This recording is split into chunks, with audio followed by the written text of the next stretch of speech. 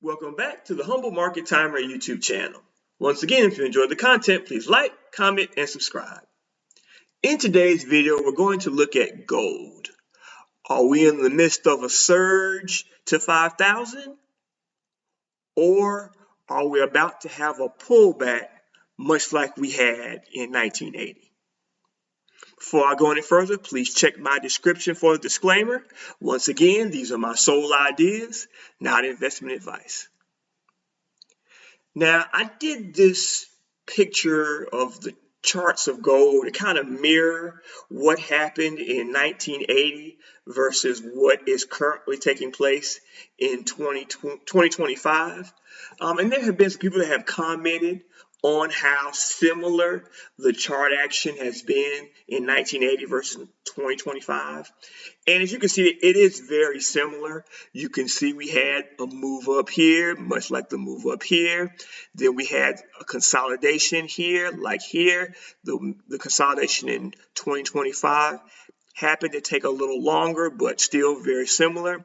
And then we had that massive surge in 1980, and we've had a similar massive surge in 2025. Now, the projection is, are we going to have a retracement before we move higher? Now, I think most people believe eventually gold will go higher. It's just a matter of how fast that time frame will be for it to go higher. And so most people have speculated that after you have such a massive move, you're bound to have a pullback all the way back to where the consolidation area occurred before you have another move. And that is what happened in 1980. But the environment in 2025 and 1980 are completely different. Now, in the 1979, 1980 era, gold skyrocketed due to inflation. But as a means to combat inflation, the Fed was raising interest rates to bring the cost of inflation down. Now, to fast forward in 2025, yes, we have inflation, but I think they've tried to massage the numbers so it's like 3%, so it's not really that bad. Although many consumers, we feel that it's much higher than that. But what they have done is, because inflation isn't that high, we're in the midst of lowering interest rates. And so when you lower interest rates, that makes money cheaper. And that means those precious metals, they increase in value. So the environment is completely different. So even though this is sort of the idea that many believe will happen before we get another surge in gold, there is a great chance that we could surge higher, even though we made a massive push already in 2025. Let's kind of look at where we are today.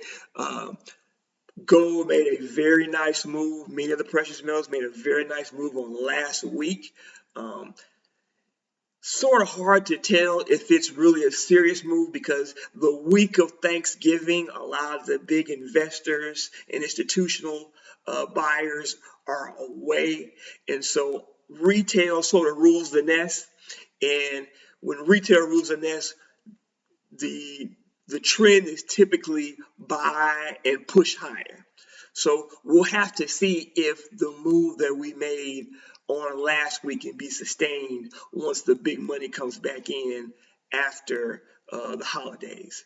But just to kind of show you the move, we had that big move here, and then there was sort of a trend that was forming where we had the action was doing this. And then it was forming a bit of a wedge pattern, such as this action. And we had on Friday a break of the wedge pattern. Now, if you have one day of a break of the wedge pattern or any sort of pattern parallel, wedge, anything of that nature, you have to have confirmation or another day to stack on top of the break to really confirm that that move is really legitimate. So it's looking like we could be in the process of getting a break out of this wedge pattern, but we must have follow through on this coming week to ensure that that one particular day on Friday was not an outlier, and we have to have confirmation that that move really is going to happen. But typically, when you have a break of a wedge pattern like this, you can take the width of the wedge, which is about here, and then you take that and you move that to the area of the breakout, and you can get a measured move of where that breakout, if it potentially happens, can go to. And that puts you at about $4,600 if this breakout proves to be one that is meaningful and we get followed through this week. So this could potentially mean a new high for gold. Now, that is the measured move, but also if we do get this breakout, there will be significant resistance at the highs. So you also have to be on the lookout for a potential double top. If we can break through that double top, the next push would be to that 4,600 area. But first, look at consolidation, confirmation of the move last week. Then, if we get confirmation, the next area is the double top in that $4,400 area. And then, if we can push higher, then the next area to look for is 4,600. Now, that is in the short term. And when people talk about gold, I've heard all the time people say, well, it's going to 5,000. It's going to 5,000. But they never really tell you why or how they're getting 5,000. So I want to take the time to show you why and how gold goes to 5,000 just from a technical standpoint. Here's a look at gold from a much longer time frame. This dates back to about 2003, so it's about 20 to 25 years of price action in gold. And I want you to make note of how we traded within this parallel right here that I drew from about 2004 to about 2013. But we really made a push from about that $300 to $400 area to about just under 2,000 up here in about a 5 to 6 year time frame. So that was a major push in gold in a fairly short period of time, and that was the last major surge that we had in gold. But as you can see, we eventually fell out of the parallel, and we ended up consolidating for another 5 or 6 years, and then we worked our way back up to where we are now. But where I want you to pay attention is look at where we stopped in the initial push of gold. And again, this is a monthly chart of gold. But look at where we stopped. We stopped right underneath that very same parallel that we traded in for 5, 6, 7 years when we had that big initial push in the price of gold back in the early 2000s. So this area will be a major area of resistance for gold.